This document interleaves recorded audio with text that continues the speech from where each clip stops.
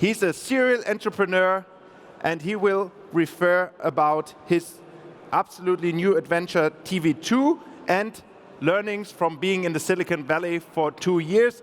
Please welcome the serial entrepreneur and Forbes 30 under 30 member, Christopher Obereder.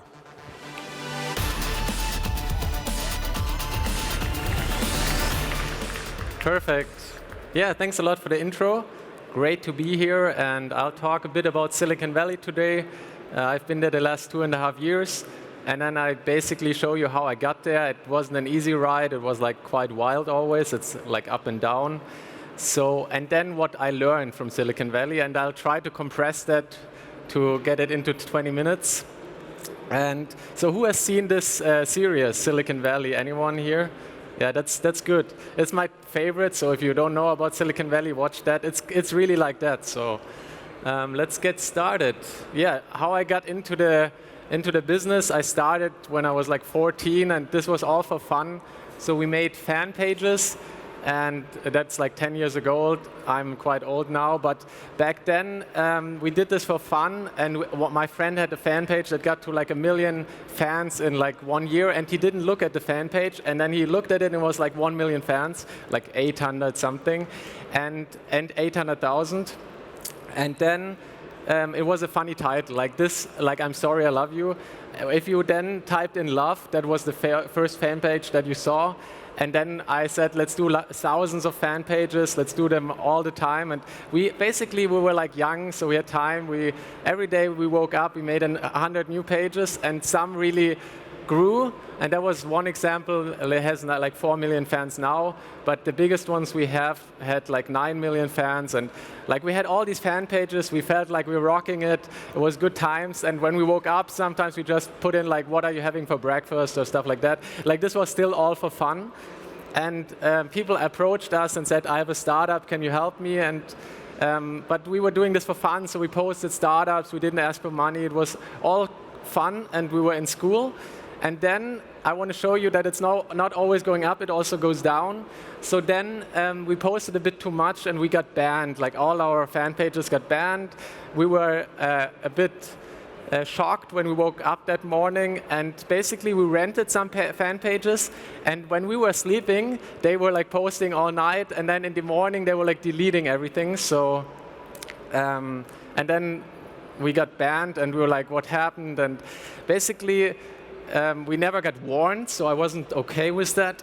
And then it took me like 2 years to get those fan pages back, because like at Facebook, they were like, this 14-year-old, he can't do anything, so just, don't answer. So I didn't get an answer for 2 years, and I felt really down. I felt really cool before, then I lost everything, and then I got back into the business by, I worked in PR, so I wrote a PR story. And it was like Facebook robs teenager, and basically the whole world was like calling us like, this is cool, like we want to do a talk show. And here you can see like Business Insider, BBC, and everyone wanted to talk to us. And BBC even said like, we fly you over to London, and then we'll do it here, and someone from Facebook comes, and then you can ask them, why did they just rob you? And that was really good for us, and I was like, this is nice, everyone will know about me. But then Facebook gave us all the fan pages back. They didn't like to talk about it. And then, since then, I never had problems again. So just showing you a creative way of, like, this was quite creative, you know, like, people usually don't do that. But after 2 years of not getting an answer, I just said, let's go for it. And then, of course, I have to be quite fast with the presentation today. So then we did a lot of viral videos, you know, when you have all these fans. Like an artist approached me, Tim Benge. He was like, can you help me out and make my video spread? And he always lifts up the painting and the sand falls down, and it's like great paintings. So we did a lot of those videos. I always brought my camera, like to hotels or something, was filming them, and was able to stay for free or something like that. But it was still like, I always did this all for fun. But then it got a bit more on the business side, but it was still for fun. And then I started in the app business because people approached us and said, can you promote us? And we're like, sure, let's go for it. And the first app I did myself basically was called Inlope, and it did quite well. It seemed at least like that. I'll show you later how. And people were like, yeah, you're doing really well, and we got featured. And basically, I learned how to get featured. So my second game was called OK. That was quite big then. And basically, again, to give you some lessons, that's my goal here. The OK game, you could choose how much you want to pay after level 10. So it was free, and then you could choose, will you pay 0 or nothing? Most of the people did that, of course. Or do you want to pay like $10? Like that, it went up to $10. And Apple really liked it. They were like, this is awesome, man. You're doing cool stuff, and you're doing something that no one else is doing. And the model was pay as much as you want. And Apple was like, this is awesome. Let's feature it in 300 countries and invite you to the Apple team. And then I got to know 40 people at Apple.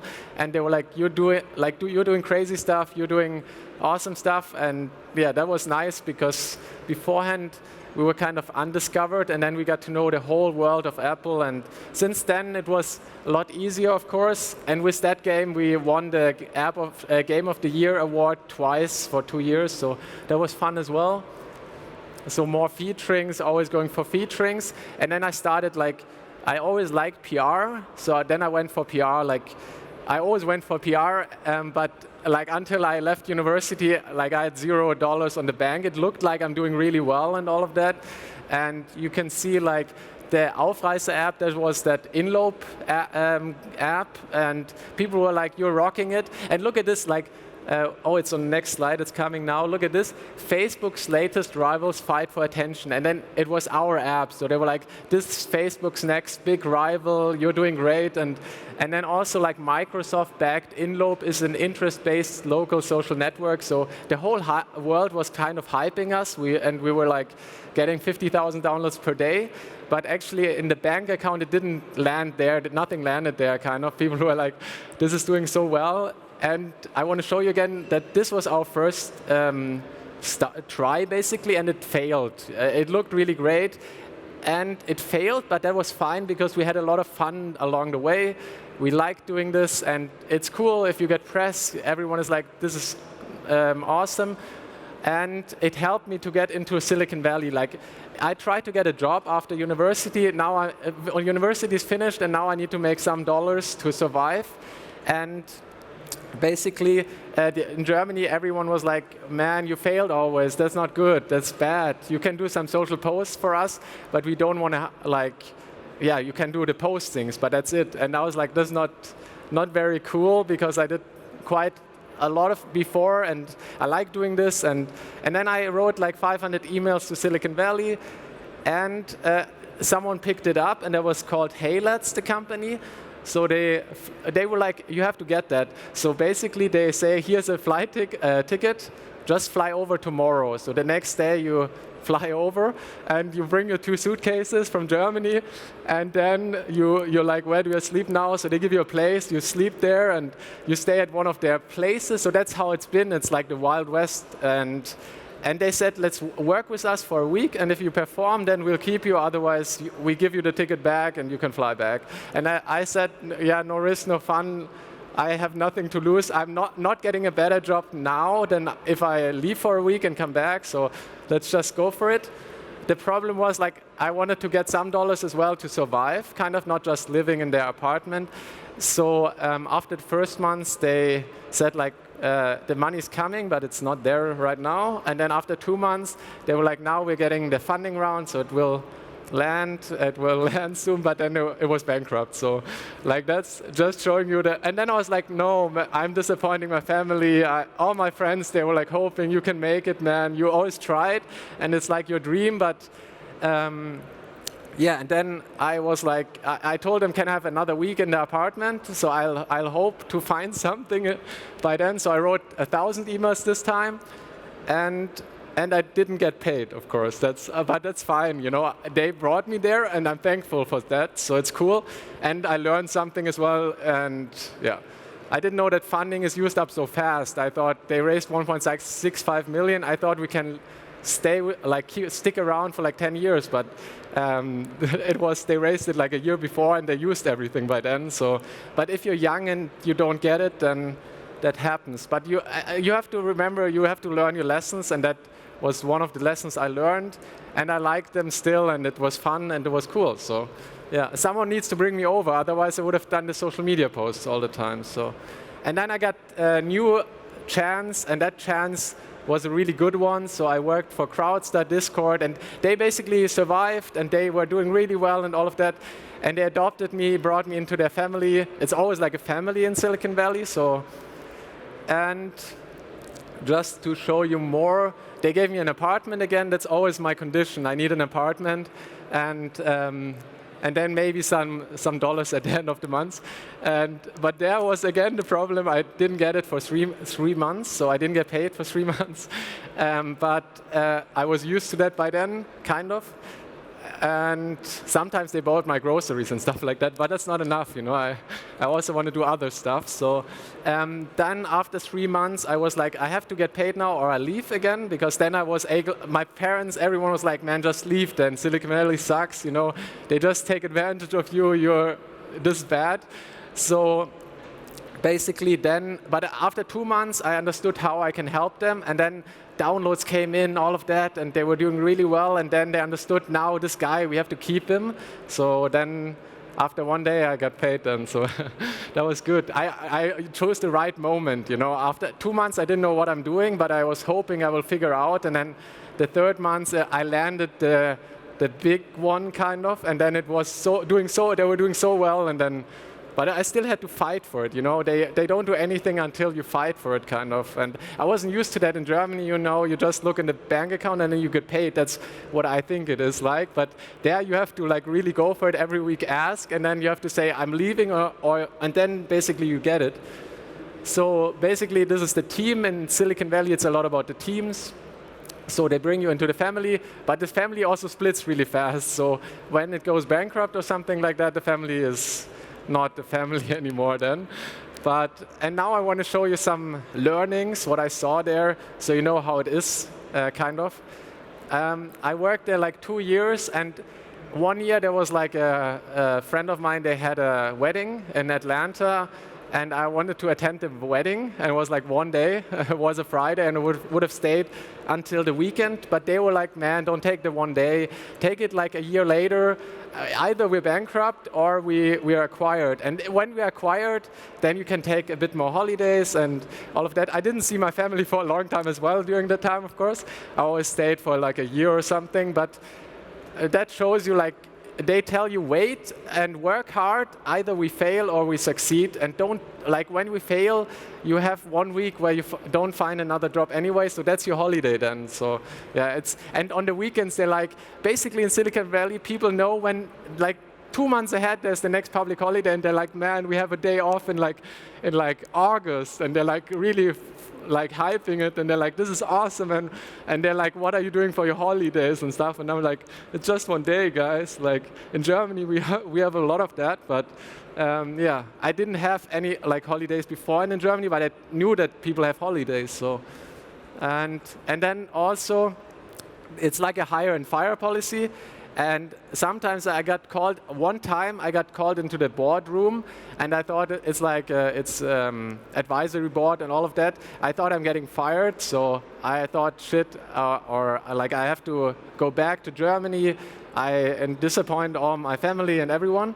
But then my boss got fired, so I didn't get fired, and I was sticking around for a bit longer, or like a lot longer. And he worked, like basically he worked at Google for 8 years, and then he was there for like 6 months and got fired. So for me this like didn't make a lot of sense, and they were like, man, now you take over for him. And then I was like, that's a lot of work for me as well. Do I get a bit more or something? No, man, you just take over for him, and we'll find someone and give it 2 months, 3 months, and yeah. So basically, I took over for him. I felt really bad for him, but he was like, it's Silicon Valley, man. That happens, you know. So yeah,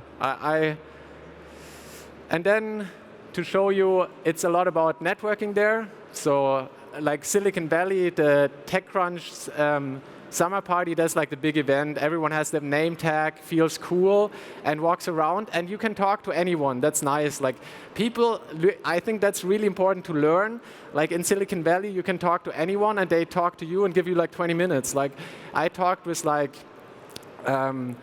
the Uber founder or CEO back then, and like they give you like, they're like, pitch it, I give you 20 minutes, let's talk. And I was like, I thought I can just say hi and that's it, like, and he would be like running and like take this guy away from me or something. But they're like, that's nice, I think. It's like, and they share a lot. So it's a lot about sharing and not, here I feel like often people try to keep information for themselves.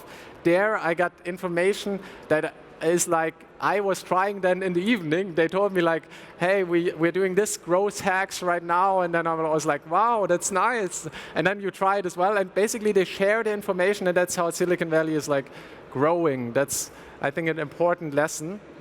And what's nice there as well is that communication is like there's a daily stand-up, so everyone in the company stands up, even like the junior engineer, he just came in last week, he stands up and says what is he going to do on that day, and then everyone is like, wow, he's doing a lot, like you say a lot, you say like, I'm doing this today, and everyone is like, wow, Chris is doing a lot again, he's going for it, it's nice. And then the next day you have to say what you did the day before, and if you say nothing then that's quite bad.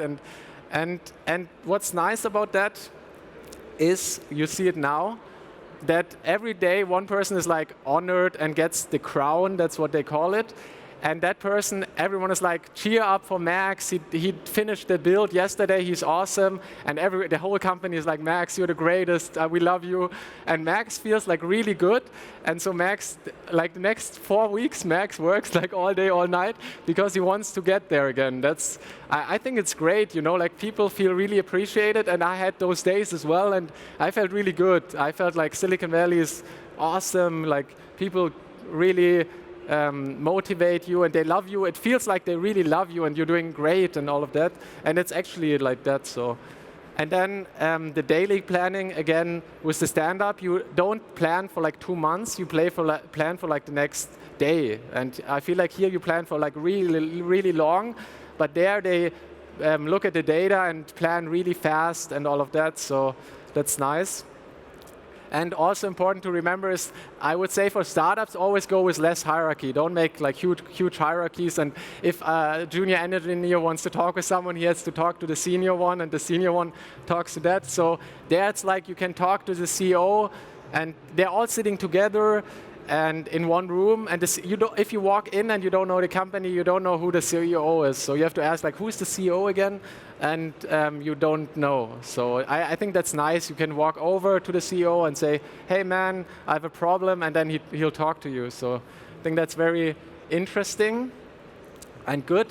And then what's really important, what they are doing so well is like they can really hype you and make you feel great. Like I didn't kind of get a job, or I was basically struggling to find something really cool, and they were like, this is the #1 guy in Europe, so it was really hard to get him. We had to do a lot of offers and all of that.